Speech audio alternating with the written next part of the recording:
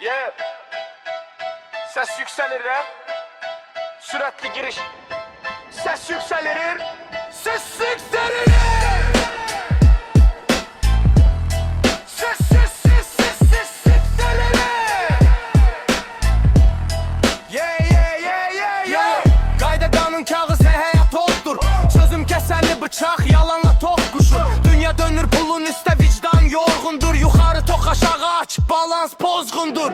Gözlər açıq amma hər kəs kor kimi. Həqiqət ucuzdur, satılır borç kimi. Susmaq təhlükəsizdir, danışmaq risk. Amma susanlar tarixdə heç vaxt iz deyilmiş. Mənim flowum güllədir, hədəfi tapır.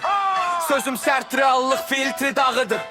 TV nağıl danışır, xalq acdı. Bu səhnə güzgüdür, baxmaq cəsarət tələb edir. Açdır! Pul dil bilir amma insanlar. Ədalət növbədə qalıb gecikir hər an. Bu şəhər beton, bu ritim üsyan. Mikrofonu alanda qanunlar titriyir bir an.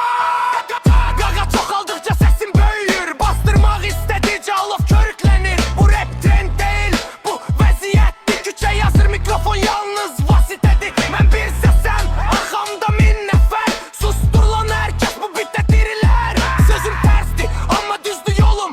Həqiqət ağırdır, daşıya bilməz qorxan qoluna. Sıxır bu dünya partlacıq içindən. Zənciri qır, boğulma sistemdə sən. Ürək döyür, bam bam, ritim silah. Sözüm alovdur, susmaq bugün günah. Sıxır bu dünya, qalx geri durma. Qorxu yalandı, beyni vurma. Bu səs qalacaq, yıxılsa da daşlar. Rap danışacaq, susan da qanunlar. Sıxır bu dünya partlacıq içindən.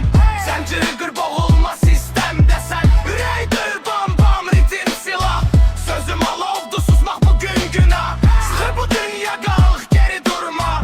Qorxu yalandır, beyni vurma. Bu səs qalacaq, yıxılsa da daşlar. Rap danışacaq, susan da qanunlar. Var.